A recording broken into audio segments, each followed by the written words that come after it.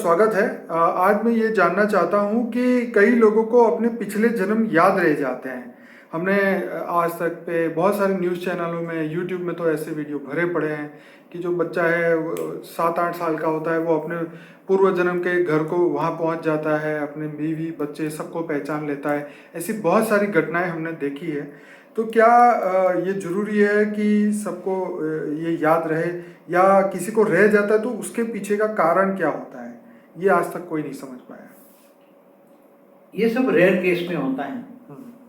तो इसका कारण अलग अलग कारण है कि कुछ आत्माएं जो रीबॉर्न हो जाती हैं, तो उसके रीबॉर्न होते होते कुछ रिकॉर्ड उसकी आत्मा का जो है वो कारण शरीर से सूक्ष्म शरीर में रिकॉर्ड रहता है वैसे तो वो रिकॉर्ड कहीं ना कहीं इमर्ज हो जाता है। तो जब छोटा बच्चा होता है 6-7 साल का, 5 साल का, तो वो रिकॉर्ड इमर्ज हो जाता है।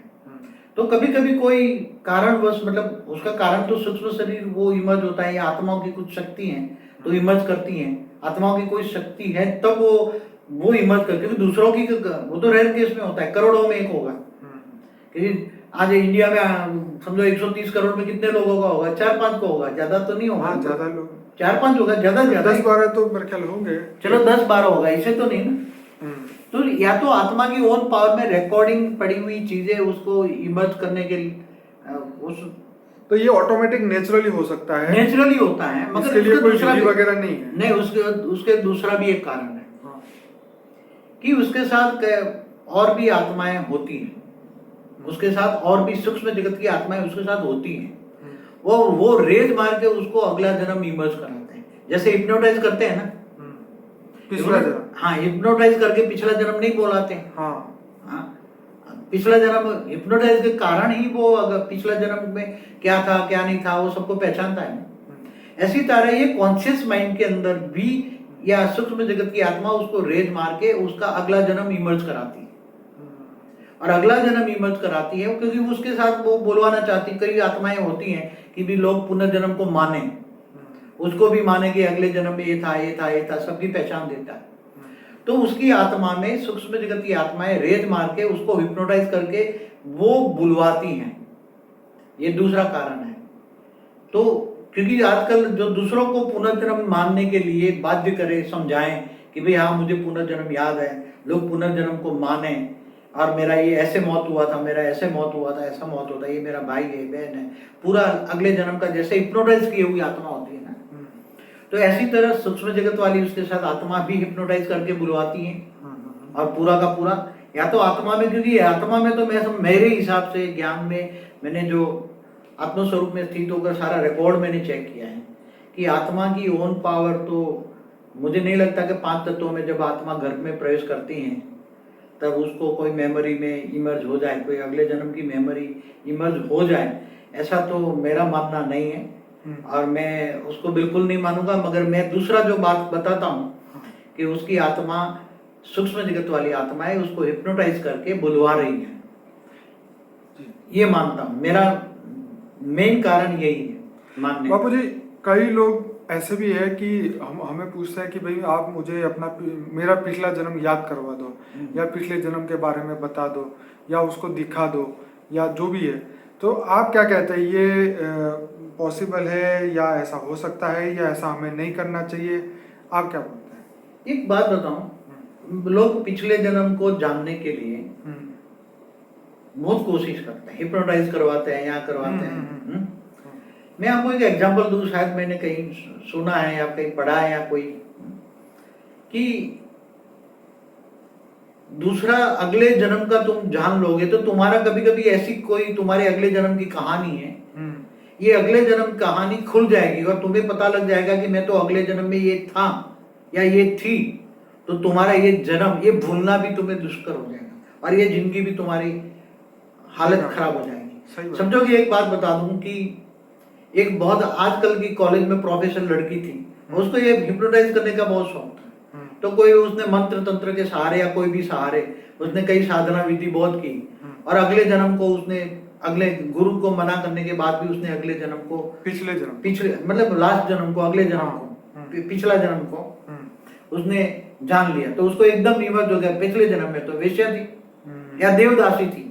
देवदासियों की कहानी तो सुनी है ना आपने, साउथ इंडिया में देवदासियों की हालत क्या होती थी। या तो कोई भी देवदासी हो या वेश्या हो तो फिर उस जन्म को तो जीना ही आराम हो जाएगा ना उसका।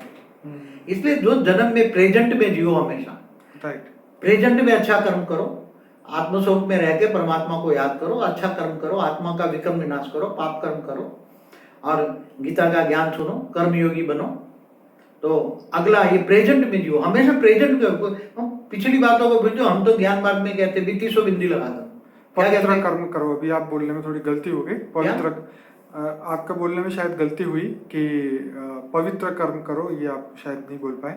हाँ, पवित्र कर्म करो, अच्छे कर्म करो जी। तो अभी प्रेजेंट में जियो ना।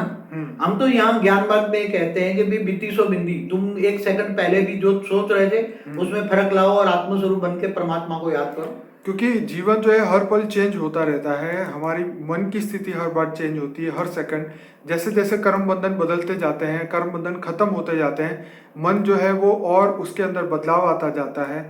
जैसे कोई बीमारी से बाहर आता है तो उसकी मन की स्थिति एक अलग हो जाती है, तो एक रिफ्रेशमेंट हो जाता है। तो कर्म बंधन खत्म होते ही माइंड फिर फ्रेश हो जाता है। जैसे रात को सोते हैं, नया दिन मिलता है, नया मौका मिलता है, नया समय मिलता है, तो और फ्रेशनेस आती है। तो ऐसी तरह पिछले जन्मों को कभी याद नहीं करना चाहिए, उसके बारे में पता नहीं करना चाहिए। मैं तो कहता पिछले जन्म तो बहुत बात है, बुरी बात है, मगर जन्म के भी बुरे कर्म नहीं याद करना। मगर समझो कि इस जन्म के भी तुम्हारे कोई कर्म है तो वो भूल जाओ ना। अगर कोई 50 साल का है, 40 साल का है, 30 साल का, तो ये 30 साल भूल जाओ ना। अब आगे अच्छा कैसे हो तुम करो ना, अगला भविष्य तुम्हारा अच्छा कैसे बने, अच्छा सोचो ना। और केवल अपने लिए नहीं, स्व परिवर्तन से विश्व परिवर्तन का भी सोचो ना, सारी दुनिया बदल जाए। दुनिया को क्या सोचो, हमेशा सारी दुनिया के लिए सोचो, अपने लिए सोचना नहीं है, सारी विश्व कल्याण। महाभारत में संजय ने धृतराष्ट्र को एक लाइन कही थी, उसमें ये कहा था कि अच्छा कुछ ऐसा क्वेश्चन उन्होंने पूछा कि क्या होने वाला है जल्दी बताओ। तो उन्होंने बोला कि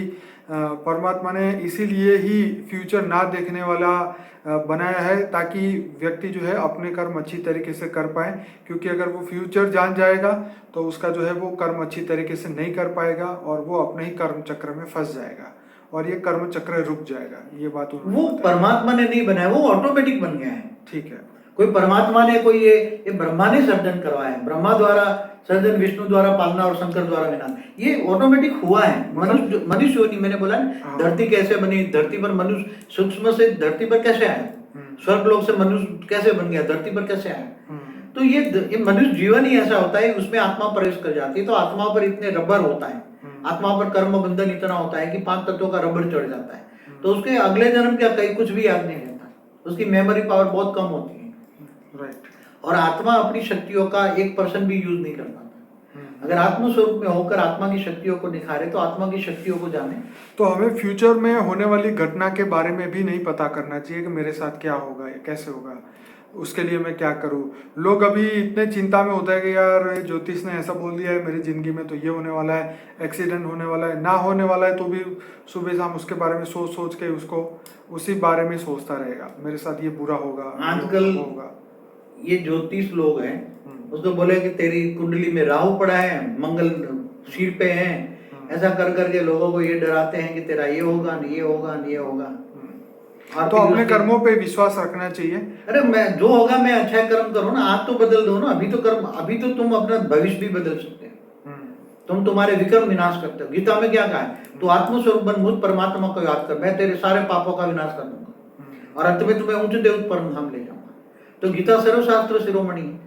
चलिए बाबूजी, बहुत बढ़िया आपने समझाया। तो सभी श्रोताओं को हमारे वीडियो के एंड में 3-4 लिंक आपको मिलेगी, उस पर आप जरूर जाइए। वो प्लेलिस्ट अलग अलग है, एक मेडिटेशन का है, एक अनस्पोकन ट्रूथ का है और एक हमारे चैनल को सब्सक्राइब करने का है।